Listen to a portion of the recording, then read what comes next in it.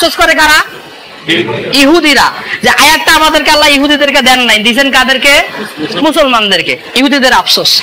তখন ওমর রাদিয়াল্লাহু তাআলা আনহু বলছেন, ইয়া ইহুদি আইয়ু আয়াতিন, কোন সেই আয়াত যেটা আমাদের কিতাবে আছে, আমাদের অতটা আফসোস হয় না, আফসোস তোমাদের, ঘটনা কি?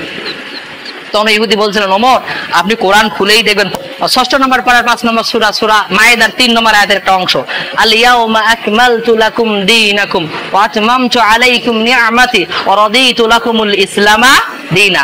তো ওমর ওইখানে আল্লাহ বলেছেন যে আজকের এই দিনে তোমাদের ইসলাম ধর্মটাকে আমি আল্লাহ কমপ্লিট করে দিলাম। সুবহানাল্লাহ বলেন।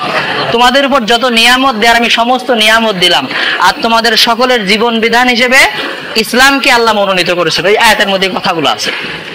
তো এই কথা শোনার পর ওমর রাদিয়াল্লাহু তাআলা বলছিলেন যে ইহুদি তুমি তো আয়াত নিয়ে বসে আছো, আর আমি ওমর জানি ওই আয়াতটা কখন নাজিল হয়েছে, কার উপর নাজিল হয়েছে, কোন দিন নাজিল হয়েছে। সুবহানাল্লাহ পড়েন।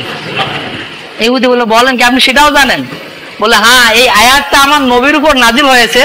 আল্লাহ নবী সেদিন আরাফার ময়দানে দাঁড়িয়েছিলেন, আর জিবরাইল এসে বলেন আপনি পড়েন আল ইয়াউমা আকমালতু লাকুম দীনুকুম। এমন সময় এই কথাটা বলা হয়েছে যেই দিনটা ছিল ৯ জিলহজ ইয়াউমে আরাফা, আর আজকের এই জুম্মার দিন।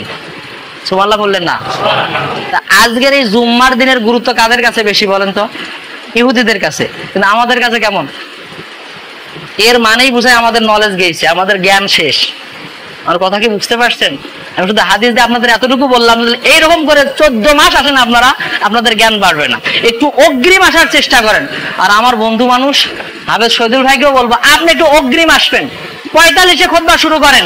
মানুষকে বুঝাতে গেলে কোরআন লাগবে, হাদিস লাগবে, অথরিটি পার্সন আরো যত জ্ঞান আছে এই জ্ঞানগুলো দিয়ে মানুষকে বুঝান, তাহলে মানুষ হয়তো বুঝবে, এই জুম্মার গুরুত্ব জানবে।